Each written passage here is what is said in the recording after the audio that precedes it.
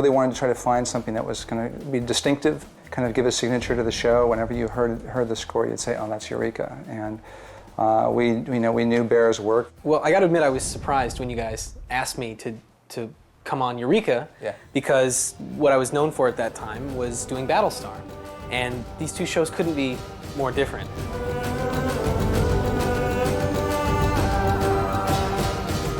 And the first thing I made clear is that I wouldn't use any taiko drums. Right off the bat, we were in agreement on that. Right. But I knew that we wanted to create a sound for this show, and the look and the characters are so unique.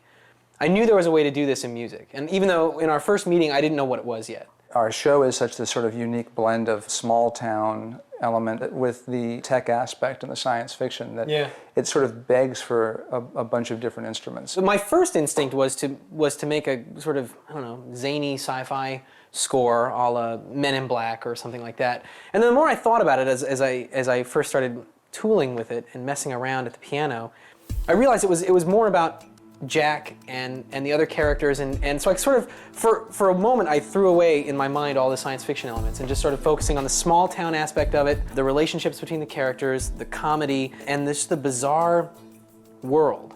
And then once I found a place that I could feel comfortable musically, then I started reintroducing that weird sci-fi elements as the show went on. One of the things I was most excited about is it would give me a chance to play the accordion on a regular basis. Yeah.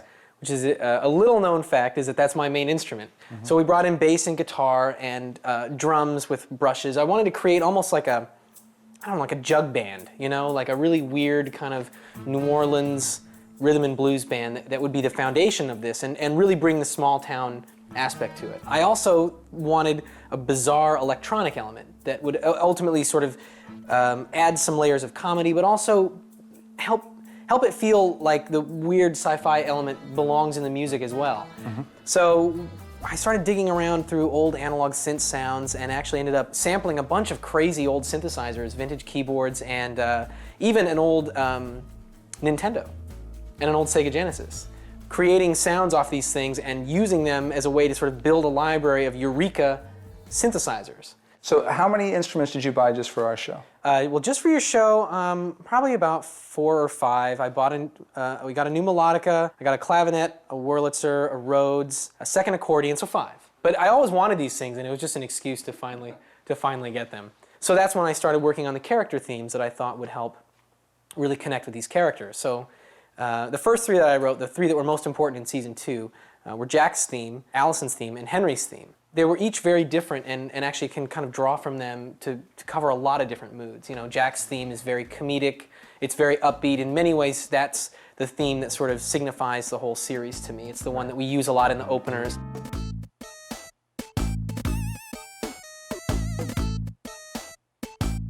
And Allison's theme is very romantic and very beautiful, and it can be warm and friendly. It can also be very tragic, and we use it in some very sad scenes in season 3, of course.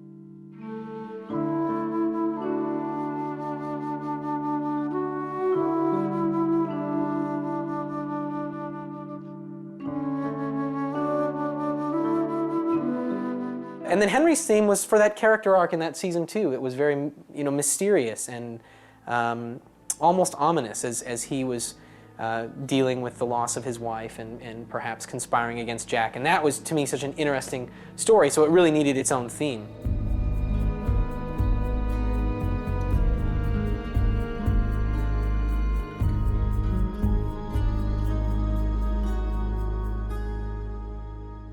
There are distinctive themes that you have for the other characters too, which I really enjoy. I mean, Taggart's theme, I think, is really defines him very well, and it's a character that I've missed having around more. Me too, because I love that dobro look that we do.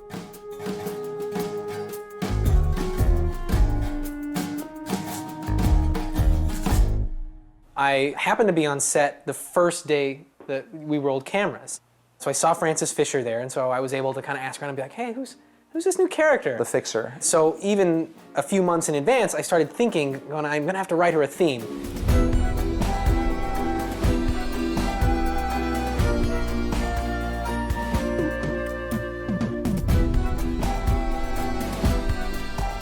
And I also was warned in advance about Lexi. Jack's sister, and she's a lot of fun too, to sort of mix things up a bit. I had the opportunity to write the music that she composed wrote in India, which was an interesting challenge because I've been doing this a while. I'd like to think I know what I'm doing, but I got the impression that Lexi was more passionate than she was trained at music.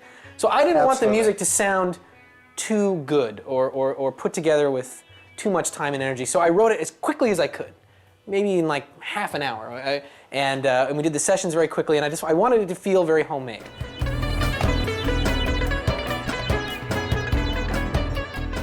And honestly, I'm not very good at that because I'll just go over things again and again and polish and I'll listen and sleep on it and fix it the next day and I go, no, I'm not going to do any of that. I'm going to write it as quickly as possible and get it out.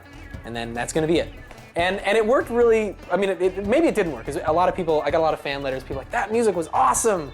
Can I get that on CD? And then I thought, well, it wasn't supposed to be awesome, it was supposed to be annoying.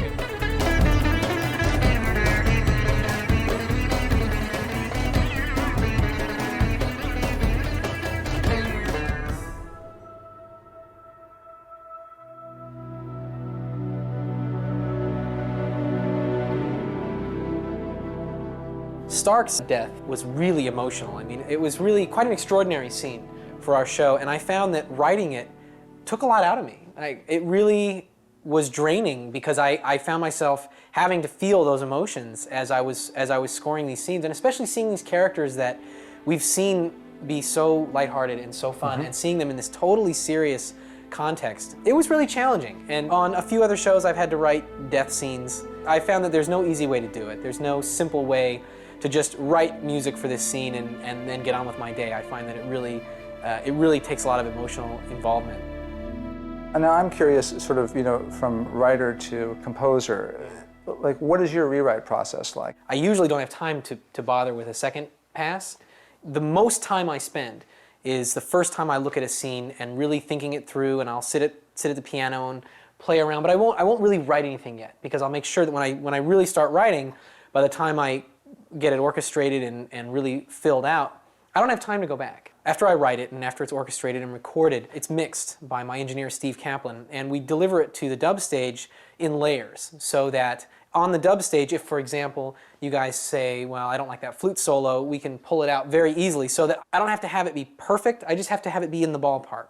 Ideally, in a film situation, you would listen to demos and then I'd revise them and we would do another pass of demos, and in television there's no time. There's no time to do demos. So we spot the episode, and the next time anybody hears it, it's finished. So there's no opportunity for you guys to say, I don't like that snare drum sound. I just got to make sure that if you don't like the snare drum sound, we can take it out. We can take it out without remixing. For me, I'd rather write a lot of music and pull stuff out than to have you guys look at a scene and go, well, it doesn't have enough there, How much time do you actually spend, do you think, on scoring one episode?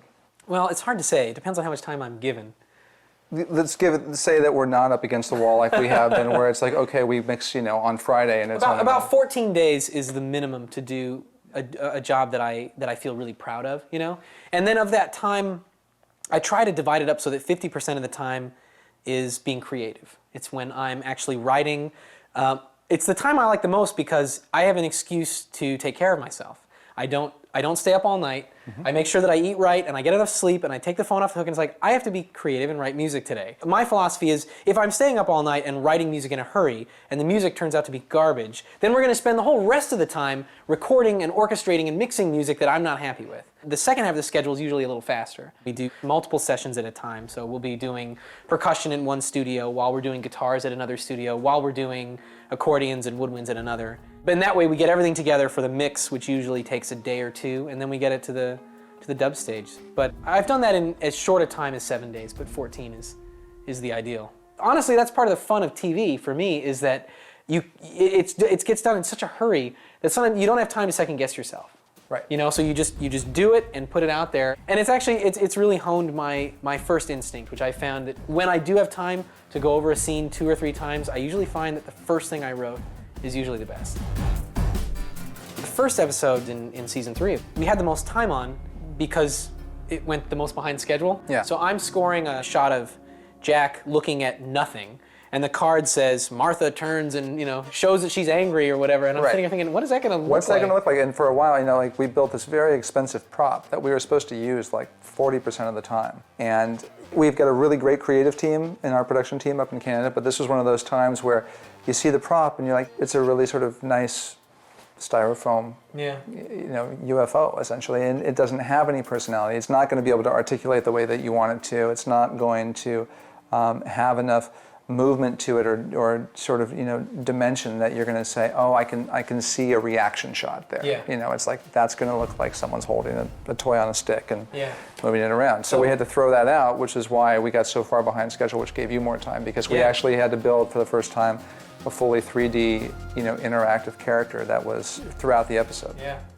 I think one of the hardest things to let go was knowing that if we were going to do this sort of big kind of fastball down the middle to some degree action, take on our show, where what the problem is at the very beginning, and it's going to be an escalation of stakes, and we sort of knew that it was going to grow into ultimately, War of the Worlds in Eureka, that it was going to really live and die in many ways in the music and in the visual effects. Yeah. And that if you guys hadn't been able to pull that together, this was going to be a very sad season opener.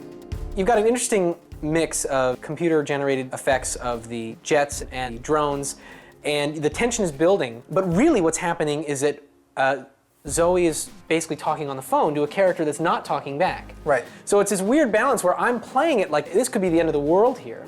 It's live or die. But really what's happening is you're hearing a conversation between two teenagers. Yeah. And if you watch that sequence again, you'll hear that there's an action element, there's also an emotional element, and there's also a really noticeable, quirky Eureka accordion synthesizer, guitar element. That all these things are coming together to make that sequence work. And that actually was a sequence that took me 2 or 3 tries. And we had the time, the luxury of time that time to try that. Because the first time I tried it, I just scored it like an action cue, and you could just tell that you had to make room for that conversation. Right. And then I think the second time it wasn't action enough. It just, the tension dried up, and you're like, well, I'm watching somebody talk on the phone, and then really we found that balance, and it worked. From the writer's room standpoint, we will throw in little homages, little references to classic sci-fi books or lines or characters or remakes or something, because that was sort of part of the conception of the show, was going to be this sort of love letter to some of our various science fiction. Do you do the same thing musically? Yeah. I mean, do people catch it? No one. No, I don't think anyone's caught the big one this season. There was a joke where Zoe called Martha, the drone, a Cylon-looking thing. So there was a little gamelan bell sound that I use in Battlestar. It's so faint, if you weren't listening for it, you wouldn't hear it, but it's there.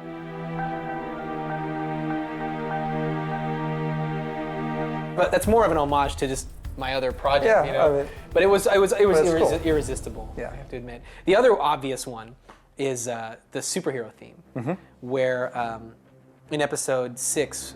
Phased and confused. Yes, thank you.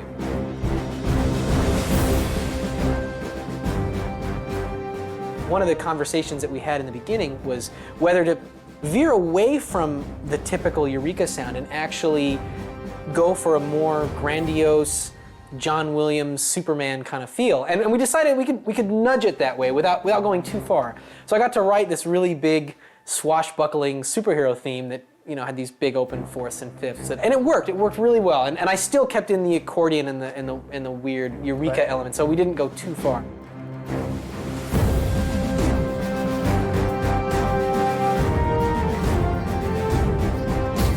I think one of the other probably most distinctive pieces that you got to do in an episode was another one that I wrote called Noche de Sueños.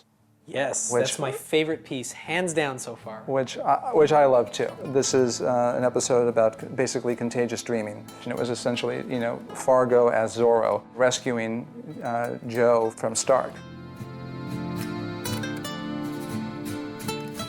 The temp score, which was the pieces that the editors put in just to make sure that the cut is working, was a very traditional swashbuckling kind of Zorro score. But there were 2 problems. One, I knew that I would say, hey, can we get a 90-piece orchestra for this minute-long cue? No. But 2, I also felt like there was a way to keep that spirit, but keep it in Eureka. So I pitched them, what if I did flamenco music with my little Eureka band? I brought in 2 guest musicians. One was Carlos de la Paz, who did the flamenco guitar. And the other was this guy, Peter Di Siena. And this is a guy that I worked with in college. The great thing about that solo is that he starts off in this register that you think, wow, that sounds amazing. And then he just keeps getting higher and higher and higher. And then by the end, he just screeches up there. An octave higher, and only dogs could have actually heard him. That was about 3 takes. He did that in 3 takes. I mean, he was done in 20 minutes. I think the sci-fi audience in general is just incredibly passionate about the shows that they watch. I mean, if you give them something that they can connect with, they're going to stick with you for a long time, as long as you don't screw it up. That does remind me of the downside to all this, knowing that they're listening to every note and scrutinizing every line of dialogue. You know that you can't get away with getting lazy or getting sloppy. No. That you know, if you wanted to just like track in a cue or edit something in and be like, well, this is Jack's theme, but this scene's really about Henry, nobody will notice. Well, that's not true. They will notice. Somebody will notice. Somebody will notice, and then I'll get asked at a convention, why is it that I heard Jack's theme over this scene that was clearly about Henry? And I'd be like, I don't know. So, you know, it does keep you on your toes. But I really appreciate the fact that the fans listen. And so I try to reward them by putting things in there that are worth listening to.